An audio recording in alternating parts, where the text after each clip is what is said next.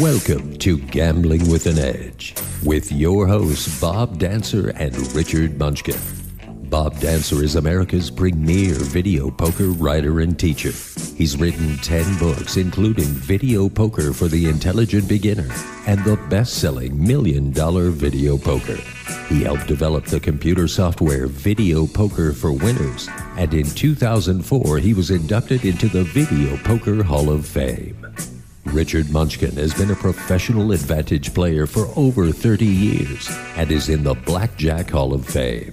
His book, Gambling Wizards, Conversations with the World's Greatest Gamblers, is a testament to the many ways you can succeed at gambling.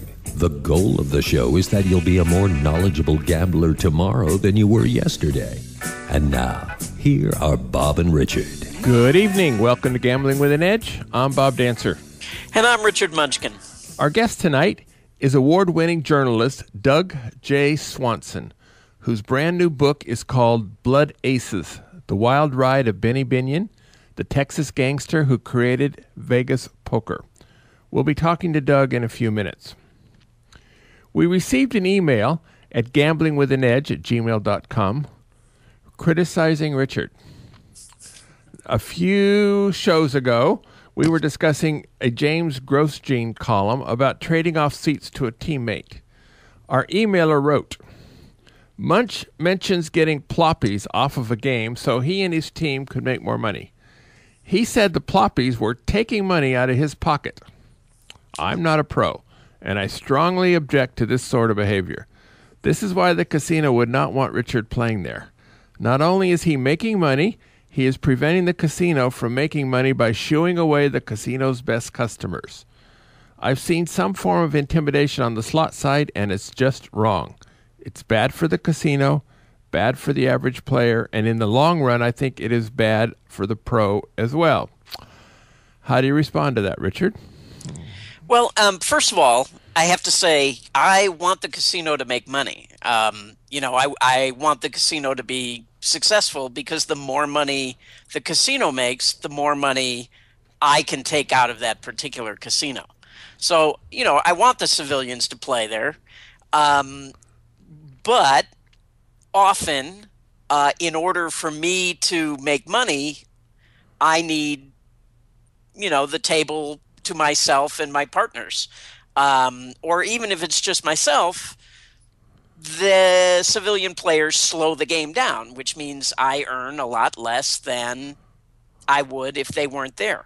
So, it's not that I want them to leave the casino. I just would prefer that they were not playing on my table. Now, I can understand that, other people may not be happy about that. But, think about, if you're a waiter and you have a party of 8 that comes in and spends 3 hours locking up one of your tables, you're probably not going to be happy either, right? Time is money. You want them to get in, get out. You earn more. Now, the restaurant patron would say, hey, we want to stay here for 3 hours and enjoy our meal. I get it, but like I said, I'm trying to earn a living. And so for me, I would prefer they play at a different table. And actually, some night we should probably have some pros on just to talk about some of the crazy things that we've done to get players off of the table, because some of those stories are pretty funny. Yes, they are. That would be a good show. All right.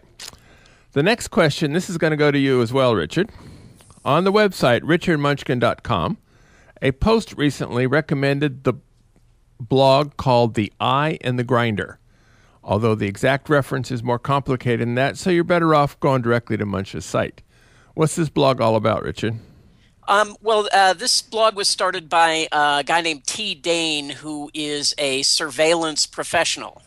He wrote a book a couple of years ago called Behind the Black Dome, An Advantage Player's Guide to Casino Surveillance, which I would recommend for players. It's much in the vein of Cellini's book or Vinny DiCarlo, who we had on the show.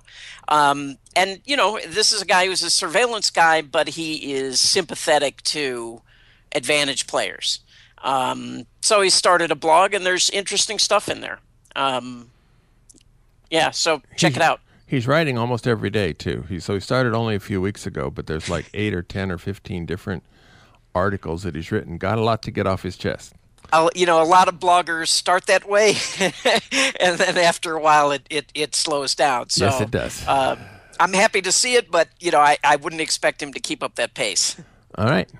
Next weekend, there's a new, I guess we'll call it a semi-major casino opening on the Strip, the SLS at Las Vegas Boulevard and Sahara. For video poker players, a large number of them will descend at the opening and see if the casino has made any mistakes. With 1,000 or more machines and sometimes dozens of games on each machine, there's plenty of opportunity for a mistake to be made somewhere along the way. Also, now I don't know any of the people involved in the SLS team, but often the slot director at a new casino used to be the assistant slot director at his last job. And there's a lot of difference in knowledge between the two jobs, although the assistant director doesn't understand the difference in knowledge until he gets bitten by it. And the same goes for the marketing department, who puts together the slot club and the promotions and that kind of thing. It would not surprise me at all if the place opens up too loose and you can't get your share of that unless you're there at the beginning, because when they discover it's too loose, they're going to tighten up. You can wait until others check it out and report back on the various websites after possibly some of the good stuff is gone, or you can brave the crowds and hope to find some of the opportunities for yourself. Now, much as I recall, you're not a big fan of going to grand openings. Is this correct? Yeah, well, like everything, there's an ebb and flow, and it used to be that advantage players flocked to casino openings for exactly the same reason. But now I've found that they often are just traps. The casinos now know that everybody shows up on opening weekend, and so every surveillance person is there on lookout, and often people from the things like, it used to be the Griffin Agency or Biometrica, they would be there just waiting to see who was going to show up. So I personally stay away I stay away from casino openings now, and I would give it at least a week to cool off before I went in. All right. Let's talk to our guest. Doug Swanson is an investigative reporter for the Dallas Morning News. He has previously written crime novels, including Big Town, which was an Edgar Award nominee. He's been a finalist for the Pulitzer Prize and twice has received award as the best reporter in Texas. Doug Swanson, welcome to Gambling with an Edge. Hi, Bob. Hi, Richard. All right. Now, this is about Benny Binion. Now, we know about him in Las Vegas, but the Benny Binion story started out in Dallas. So why don't you take 8 to 10 minutes, Doug, and tell us about the crime scene and Benny's involvement in it from like the mid-20s to the late 40s. Well, let me back up just before that, because he was born in a little town in North Texas in 1904, and he got a second-grade education, and then he hit the road with his dad. His dad was a horse trader. Benny had been very sick, had pneumonia several times, and his dad said, well, he's going to die anyway, I'm just going to take him with me.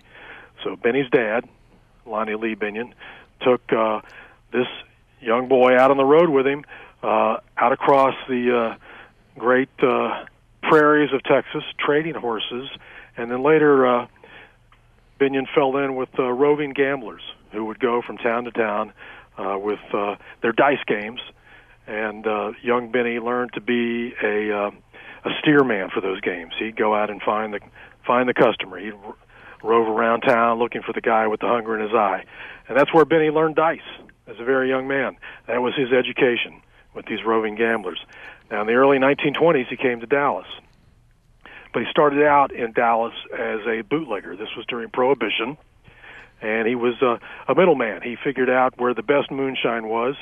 He brought it into Dallas, and he sold it for distribution at the various speakeasies and back rooms and that sort of thing. And that's how he initially made his bones in Dallas. So it was during Prohibition, selling that liquor. Then he got into what was called the policy business, and that was basically a numbers game, a lottery business. His patrons were mostly black people in Dallas, but he was very successful at that.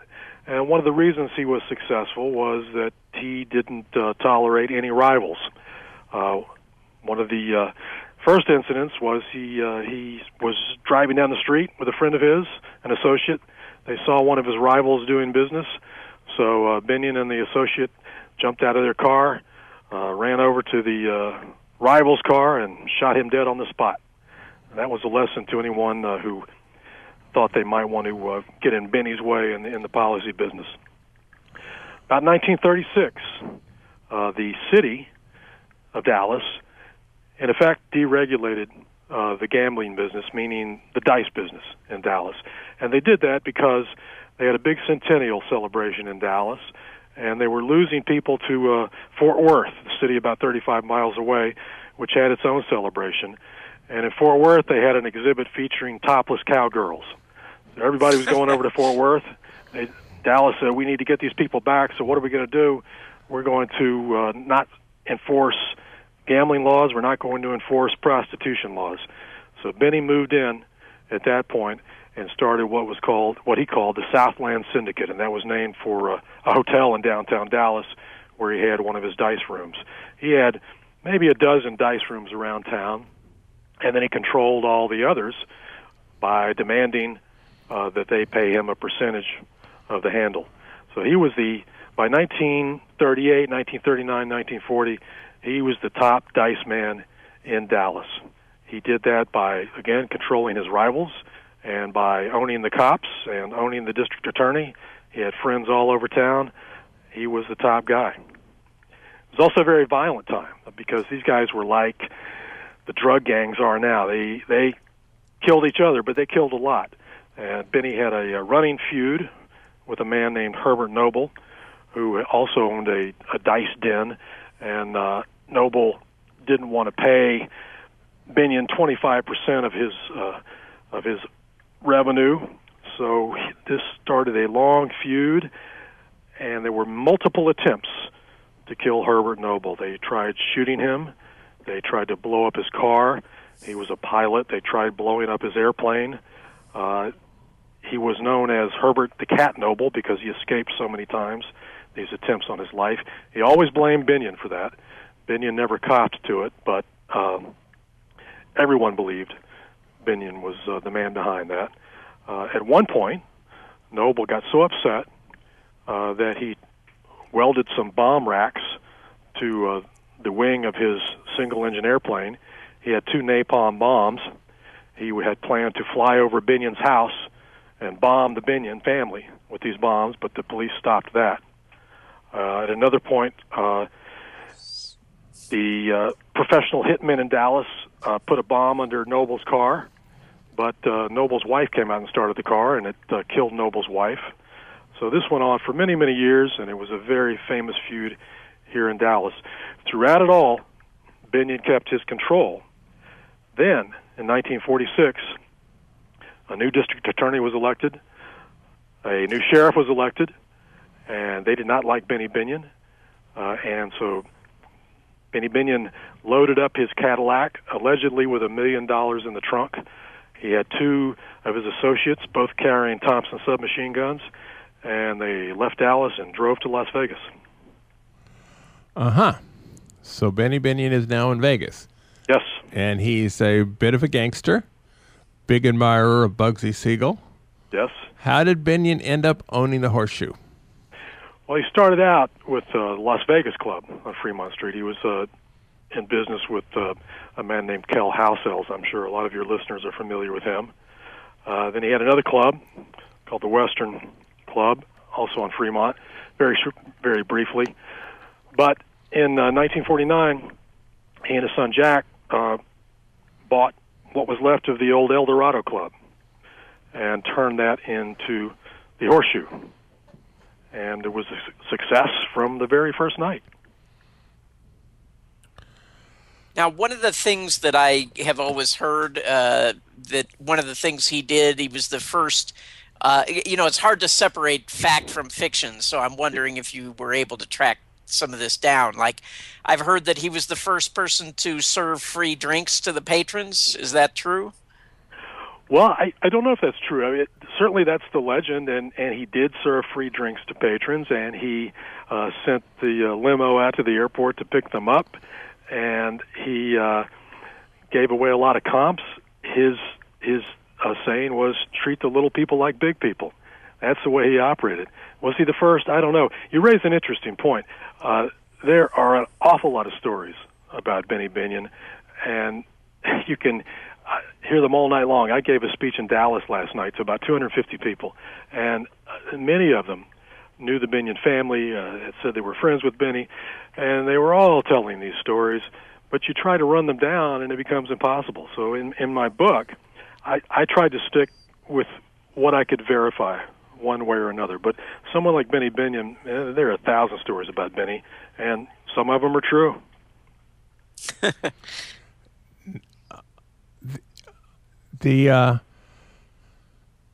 Nobody knows the exact number of people Benny killed or contracted out to have killed.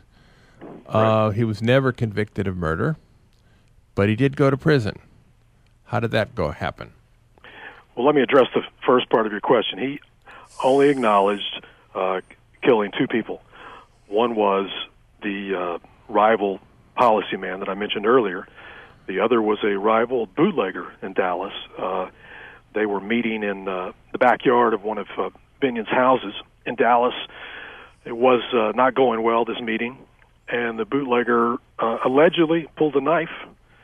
And, the old saying about don't bring a knife to a gunfight. Well, Benny pulled a gun, shot the man in the throat, and killed him on the spot.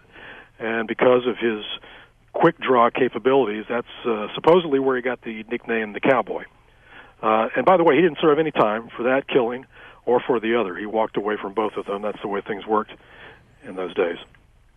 But to the rest of your question, the feds were after Binion for years and years, and this is one of the big surprises to me that I found in my research.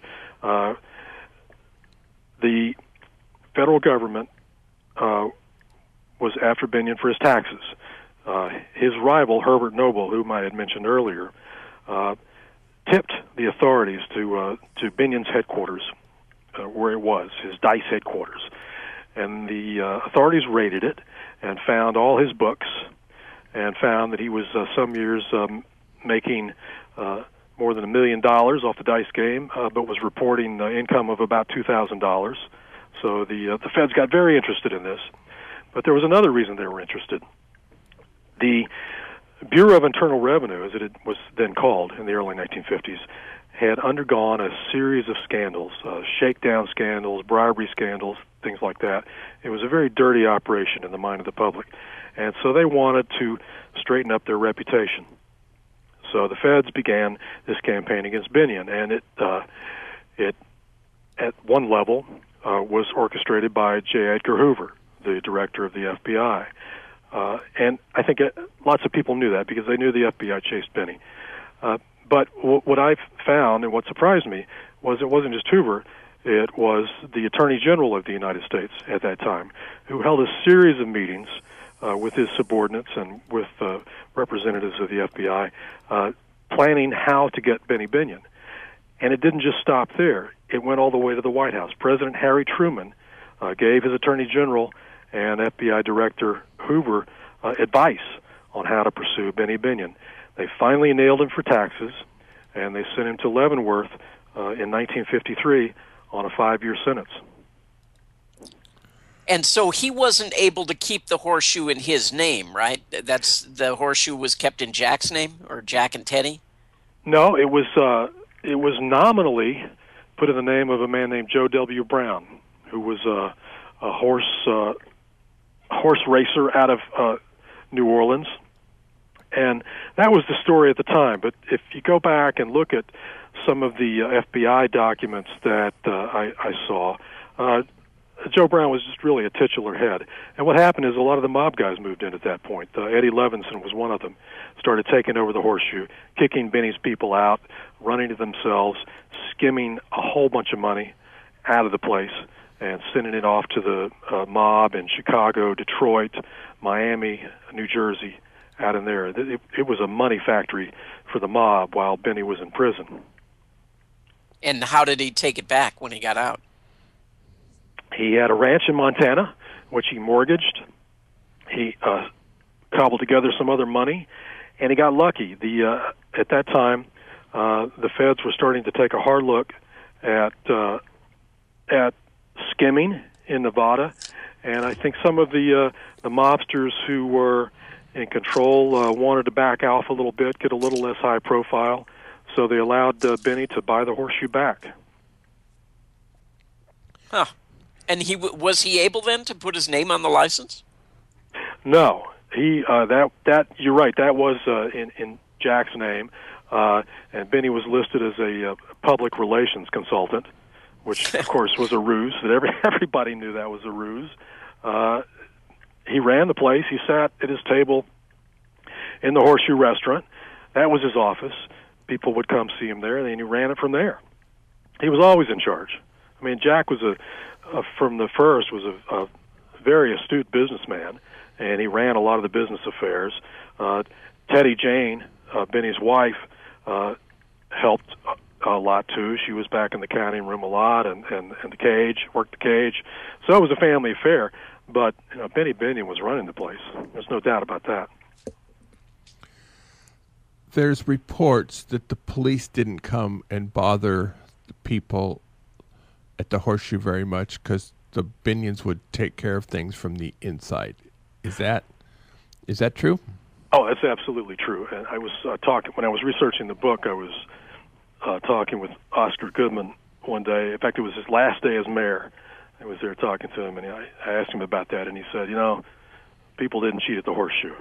And, well, the fact is people did cheat at the Horseshoe, but what happened to them, if they were caught, is many of them were taken, I should say some of them, because I don't know what the percentage was, but some of them were taken out back to the security room, the security shack, and the security people had an umbrella stand in this room filled with canes that the people who used canes in the casino had lost or left behind, and they would put them in this umbrella stand. And when they needed to teach a lesson to someone, they would take out these canes and beat them. And I spoke to a man, Barry Finn, he's in the book, who was beaten very severely in this way. Now, he's really one of the lucky ones because, as you may know, there was a young man who was accused of cheating at the Horseshoe. He was being roughed up a bit and hustled out of the casino.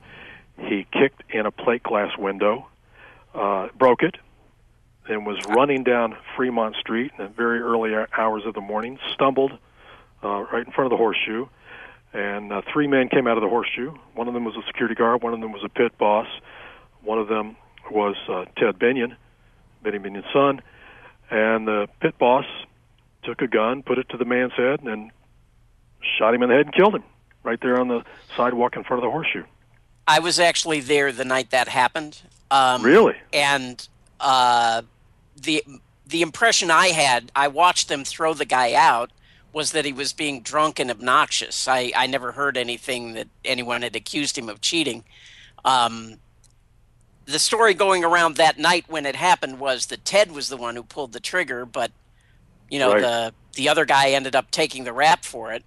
Right. Teddy came in and locked himself in the cashier's cage, and the police came and said, Teddy, you got to come down to the station. There's a dead guy in the middle of the street. And right. He was like, F you, get out of my casino. Right. And the police broke down the door of the cashier's cage and, took him out. And, right. Benny's wife was there screaming at him, you let go of my son. And, that was a pretty wild night. As you may know, then, the gun disappeared. It was never recovered. It was somehow taken away. There are still people you can talk to, and I talked to one of them who prosecuted this case, who believe that Ted Binion was the actual shooter and that the pit boss took the rap for him, and then money was spread around. I looked for this guy, the pit boss, for a year, trying to find him. Finally found him. He was down in Tampa, Florida, and he and I met at a little cafe in Tampa, and I asked him what happened, and he didn't want to talk unless I gave him some money, and I don't pay for interviews. So we didn't talk much, but to this day, he is still loyal to Benny Binion. Now, he was put on probation, but he never served any prison time for this. And also, let me back up a bit. That night, there were allegedly at least 3 witnesses who were going to say that Ted pulled the trigger. But when it came time to actually prosecute the case, the 3 witnesses flipped and said, no, it was the pit boss. And that's also what led to charges that there was some money spread around. I also talked to a man named John Koval, who was a taxi driver and a former New Jersey policeman, who claimed to have witnessed the shooting, and he said it was without a doubt the pit boss. The pit boss was a big guy. He played football at UNLV before he became a pit boss. So, it's still a topic of mystery. You can find lots of stories, and it's really thrilling to me to talk to you since you were there. Yeah, there's much more to that story. Some night I'll have to tell it on the air. But I also want to go back to you mentioning Barry Finn, who I believe Alan Brown was the guy with him. Right. They were not cheats. They were advantage players. Right. They were playing, perfectly legally, spotting the hole card. Right. And that was the first very big casino settlement. I was told that when they went to the hospital after the beating, they were beaten so bad, and I was told that one of them received a phone call at the hospital from Teddy saying, "If you file a lawsuit, you'll be looking down the barrel of a 44." But they did file a lawsuit. They did get a big settlement, although the actual amount was. I guess there was a non-disclosure as to the actual amount, but that was the first big lawsuit against a casino that I was ever aware of. Something like that. But you're right. And what Barry Finn told me was that the criminal case was filed against Binion's grandson and some others. And when it came time to testify, Barry Finn said he got a phone call and was told it would be best for you not to be too specific or bad things are going to happen. And so his memory got very fuzzy on the stand. But there was a conviction. A couple of them were convicted, including Binion's grandson. But the Judge Foley, threw out the verdict. So, that's how Nevada was back then. It's an interesting place. I have to admire. I mean, there are many things I admire about Benny Binion, and as I researched this book, and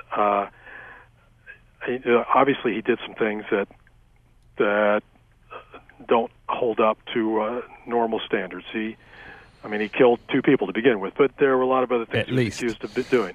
But Benny knew how to work every angle, and as I was going through some of these records, I got his prison file from Leavenworth, 300 pages. It took me about a year to find it, and going through there, and there's a letter from the chief federal probation officer of Nevada, going on and on and on about what a great guy Benny Binion was, and how he should be turned out of prison, that he should be set free, his family needs him, the community needs him. I mean, it was an impassioned letter, and it was very surprising that a federal bureaucrat would write this kind of letter. You just don't see that much. And as I dug a little further, I found out, well, this parole officer, chief parole officer for Nevada, had a second job, and his second job was, guess what? It was chief of security at the Horseshoe. Uh-huh. Yeah. So that's the way it worked. The thing I find mind-boggling was when they had this 80th birthday party for Benny at the Thomas and Mack. Right. What year was that? That was his 85th birthday, so I want to say, would that have been 83? Okay, so He died Well, in no, 89. if he was born in 04, it'd been 89, right? Well, he died in 89. So maybe I don't know. I have to look it up. 86, 87, somewhere in there. Anyway, I just found it mind-boggling that I mean, it was like the city was celebrating this guy as if he was, just the greatest humanitarian they had ever seen. Right. It was amazing to me how he changed his public persona so much from, sort of thug, gangster, murderer to, public servant. Oh, exactly, and that's one of the themes of the book. I am contending, and I haven't been contradicted yet, that Binion's story arc, the arc of his life, is unmatched in American criminal justice history. This is a guy who went from basically a street criminal, street thug, to a racketeer, to a crime boss, to a very successful businessman, to a beloved civic figure where, as you say, 18,000 people were chanting his name in this arena. Yeah, and there's singing Happy nobody Birthday. who has an arc like that. Yeah. It's better. It's a better turnaround than Joe Kennedy.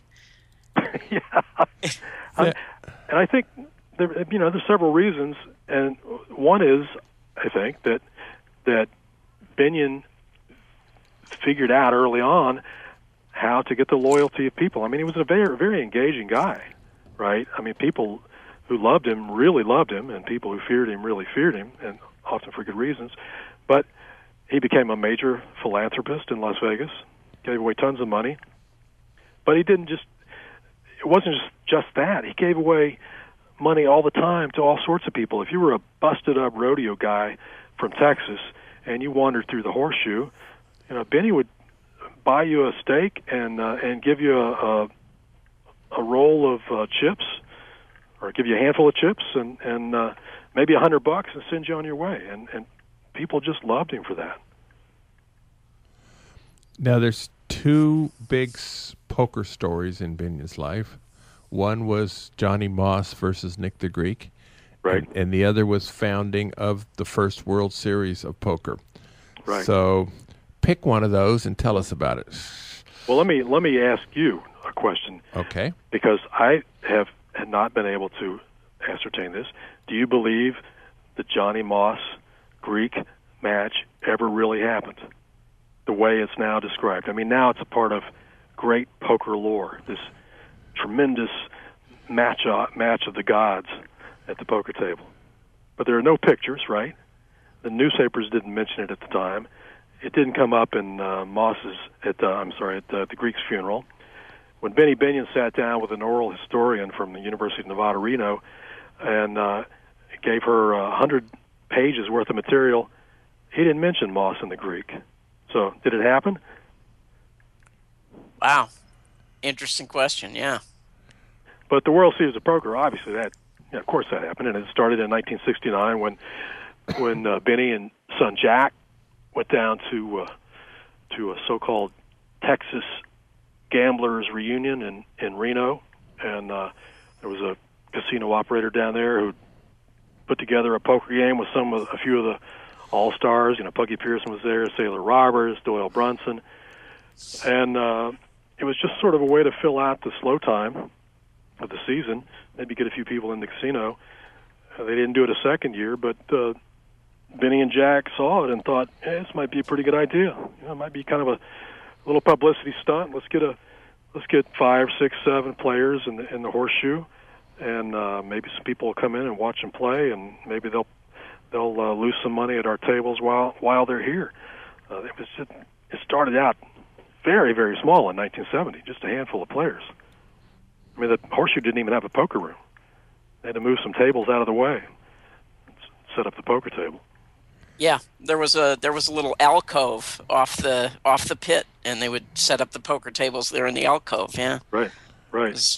And it grew bigger, a little bit bigger every year, and got some more publicity, got some more players, got some more money, and pretty soon, Wide World of Sports is showing up, the CBS Sports Spectacular is showing up, Amarillo Slim's going on the Tonight Show. Benny Binion's going on the Merv Griffin show, and it just grew from there and became this phenomenon. And I first saw it in the early 1980s. The newspaper I worked for sent me out to write a story about it. So that was my first experience. It was still at the Horseshoe then, and I'm not a poker player, but I was just entranced by this whole scene, all these guys playing cards. The other thing that was so cool back then, late 70s, early 80s, is when you would go look at, when they weren't playing the tournament events, they were playing cash games. And when you could stand, 6 feet from the table, and Right. these guys would be sitting around the table with just not only stacks of chips, but big stacks of cash. Right, right. $30,000, $40,000, $50,000 in cash, and they, throw them Yeah, out and there in the pot. And, yeah, it was fun to watch. If you knew about poker at all, all your life you'd heard about people like Doyle Brunson, and then and all of a sudden there he is, as you say, 2 feet from you, playing for big money, and you could watch that, and that was a tremendous draw. And I think they figured out they had a good deal and worked it from there. Now, the last time I was out in Vegas, well, not the last time, but the time before that, I went out to the World Series of Poker, as is now held at the Rio, and obviously this is a completely different atmosphere. Thousands of guys playing, hundreds, thousands of guys playing for big pots, but it's just not the same. The Horseshoe was that old, funky, smelly, smoky place where you could, as you say, stand very close to these guys, and now the atmosphere is a lot different now. Yeah. Yep. Was the Binion family useful to you in helping you gather information for this book? Yes and no. Jack Binion and I talked a couple of times on the phone, once early in the process and once late in the process. And Jack was very cordial, but he did not want to cooperate for the book. He told me that there had been so much written about his father that he did not like, that he did not want to see it happen again, and he just didn't want to talk. As I said, he was very cordial. This was not an acrimonious discussion at all. Becky Binion, I talked to her husband, and he told me she had absolutely no interest in cooperating with me. Brenda Binion Michael, Benny's daughter, who's now a rancher in Amarillo, was very nice and very cooperative to me. I went out and saw her, spent a lot of time with her. She's a wonderful, lovely lady, and she gave me all sorts of stuff and answered an endless rounds of questions. So she was extremely helpful and really helped me understand her dad. I think what she understands, as they all do, that there are some things in her father's past that are unseemly and unflattering. But I think what she hoped was that I would convey his more positive attributes, the doting father that he was, the horseman that he was, and he loved horses, the philanthropist that he was. So I tried to honor that in the book. I don't look away from the bad things he did, but I try to depict him as a whole person, as a whole character.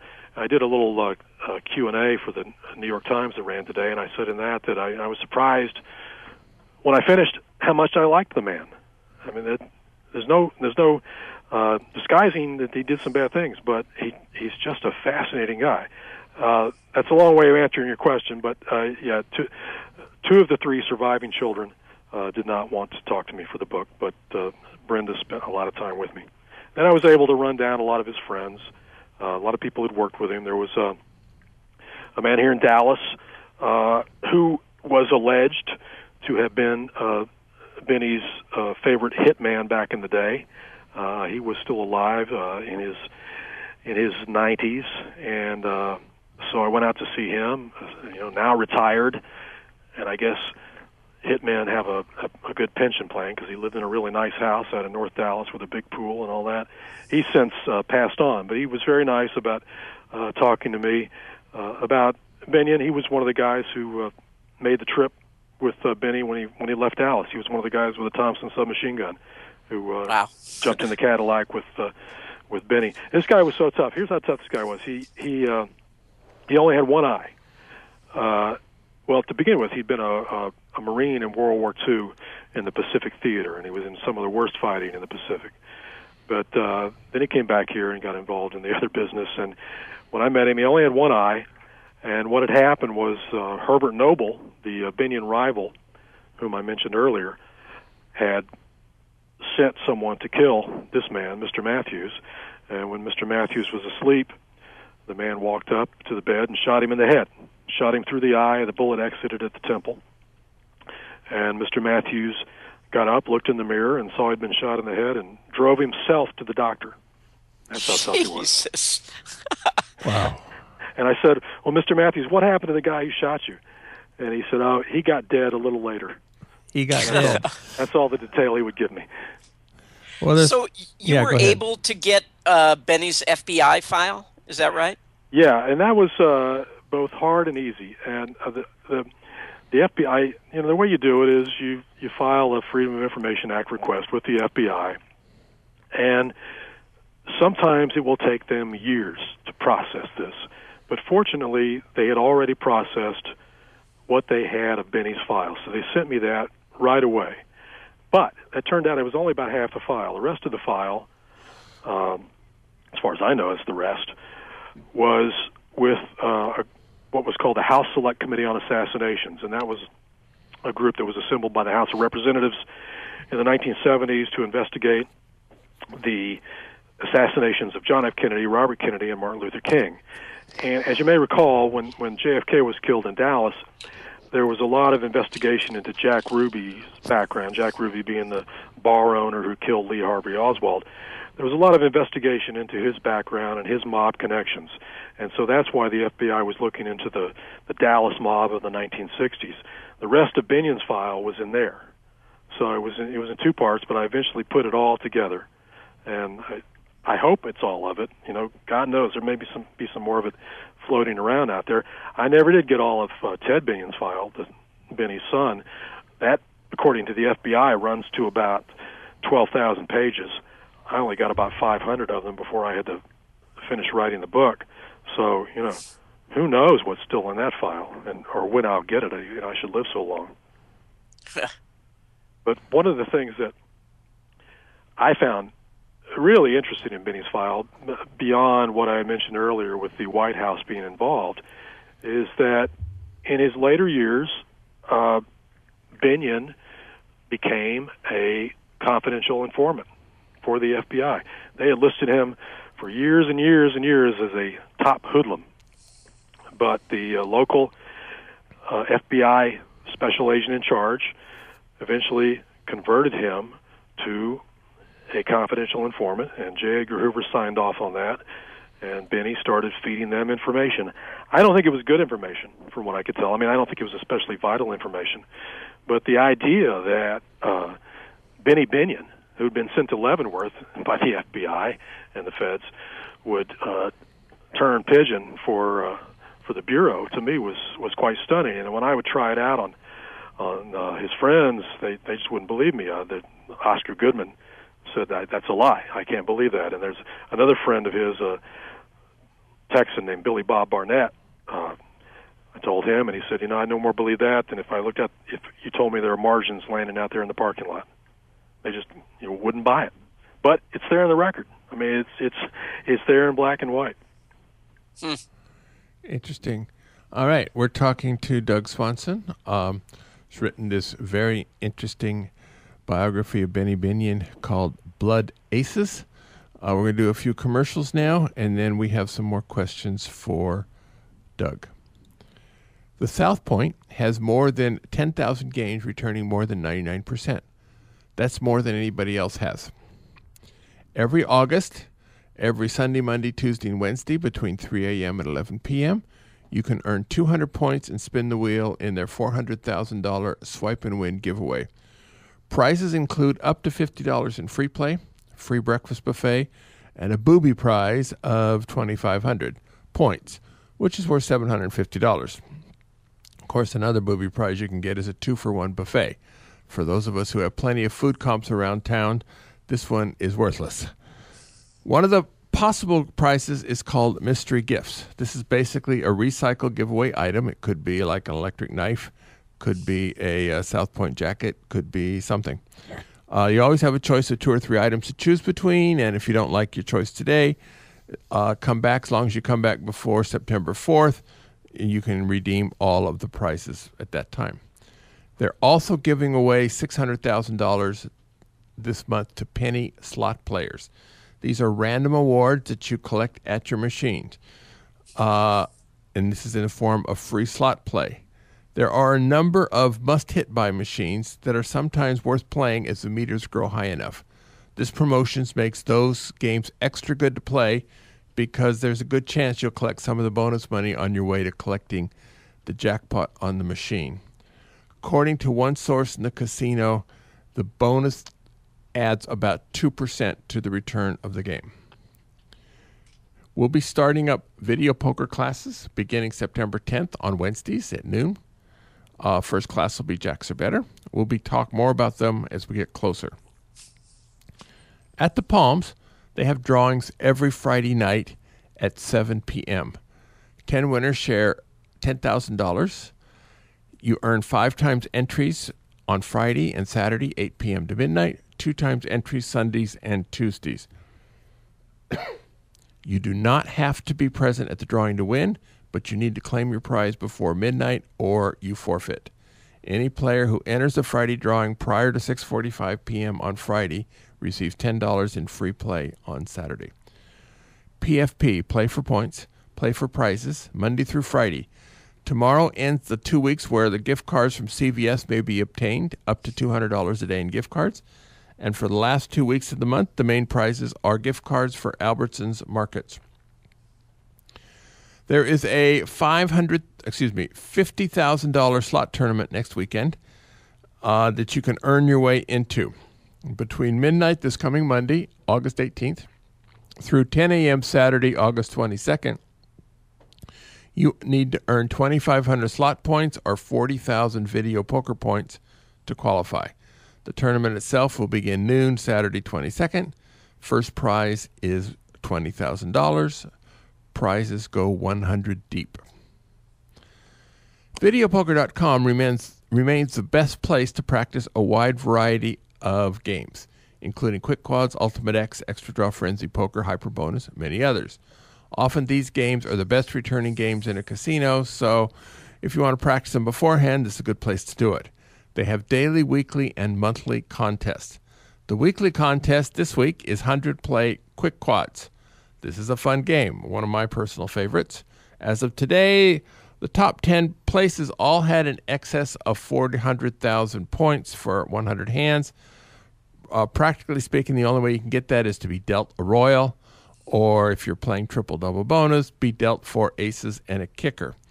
So in addition to being fortunate to be dealt one of these spectacular hands, you need to score more than the other luck sacks. So, are you feeling lucky? On next week's show, we have a basketball bettor who's very, very successful at that. Munch, what do you know about this guy? Well, many people know about this poker player Vulgaris. Whenever he's on the late night poker shows, they introduce him as the most successful basketball bettor, in the world. Well, we have the second most successful basketball bettor. Vulgaris doesn't like to talk about it. Our guest does. I can't tell you his name right now because I don't know what name he wants to go by. It might be his real name. It might not. I haven't heard back from him about that. But anyway, so everything you always want to know about basketball betting with an edge next week. All right. Let's go back to our guest, Doug Swanson, author of Blood Aces. Doug, this is your first nonfiction book. Your previous 5 books have been crime novels. They've been award-winning novels, actually. Your day job, being an investigative reporter, presumably falls under nonfiction. So going forward, do you think you'll concentrate on fiction or nonfiction? I don't know. I had a great time doing this book. I really love the nonfiction format, so I hope I can do another. Of course, it depends whether the book sells or not. Today is its first day out. It was just released today, so we'll see how that goes. I wanted to say, you mentioned South Point when you were doing your ads. Yes. And I had talked about Billy Bob Barnett earlier, the Texan who loved Benny. Billy Bob had a big honky-tonk in Fort Worth called Billy Bob's Texas. Yes. And he commissioned a big bronze statue of Benny Binion on horseback. Yes. To put outside the casino. Not the casino, the honky-tonk. And then Billy Bob went broke, like a lot of people in Texas did, and they moved, as I'm sure many of your listeners know, they moved the statue to downtown Las Vegas. Yes, they did. Where it stood for quite some time. And then in 2008, Michael Gahn moved it to South Point, and that's where it is now, of course. Yes. With Benny looking out over the casino floor. And there's a plaque there, at least there was last time I saw it, that identified Benny Binion as a founding father of Las Vegas. And I think that's what he was. That's one of the things I talk about in the book. And I think he, at least outside Las Vegas, has never gotten credit for that. I think, people talk about Bugsy Siegel and some of the others, but Benny Binion was right there as modern Las Vegas was being formed and was a crucial part of that. So I think he's on the Mount Rushmore of Las Vegas as far as I'm concerned. How the statue got to the South Point is actually an interesting story. One of the times when Michael Gahn was on this show, we spent about 10 or 15 minutes going through the story of how the statue got down to the South Point. So the archives can be found on bobdancer.com or richardmunchkin.com. So that part's an interesting story. So I recall, I think he told me he bought it for $1. I'd have to go back and check. But that's what he said on the air. And well, that's a good story. So I'm not going to call Michael Gahn a liar. Me neither. The Gahns were actually... Michael's father was Jackie Gahn, who passed away very recently, and the Gahns and the Binions were very close. Yes. Now, we have about a minute left. Were you able to contact Michael Gahn for this story? Or? I did. I talked to him. He was great. We had a very lively interview. I loved talking to him. He's a very frank guy, I think. Mm-hmm. And was extremely forthcoming. Now, I was talking to him mostly about the statue, but we talked a little bit about Benny and Ted and all that. But I thought it was a great interview. Yes, he's a good guy. I get a kick out of Michael Gahn. He's actually going to be on the show in the next few months talking about his father, Jackie Gahn, who was also a founding father of Las Vegas, although he did it in a considerably different way than Benny Binion did. I think. I think so, too. All right. Without the murder. Well, let me take this opportunity to say I'm going to be in Las Vegas on October 18th giving a speech at the Mob Museum. Uh-huh. So I would love for people to come out and tell me what they thought of the book or what they think of the book or whether they think I got it right or wrong. And I'm sure some people will tell me some things I don't know and didn't know. And that was my experience last night when I gave this speech. All these friends of Benny coming up and telling me things that I hadn't known when I was doing the book. So that's Saturday, October 18th at the Mob Museum. I hope everyone will come out. Well, you'll see me there. And if you drop me a note a couple weeks before, I'll make sure to get it on the air. So any of our listeners who remember this interview may want to come and visit. All right. We are out of time. Very good. Thank you, Doug. Thank you, Richard. Go out and hit lots of royal flushes, everybody. Good night. With your hosts, Bob Dancer and Richard Munchkin. Subscribe to the show in iTunes, and episodes will be delivered to you automatically every week. Archived versions of past shows may be found at bobdancer.com and richardmunchkin.com. We welcome emails at gamblingwithanedge@gmail.com. Bob Dancer and Richard Munchkin are both available on Facebook and welcome your questions. The sponsors for the show are the South Point Hotel, Casino and Spa, the M Resort, the Palms Casino Resort, and the website videopoker.com.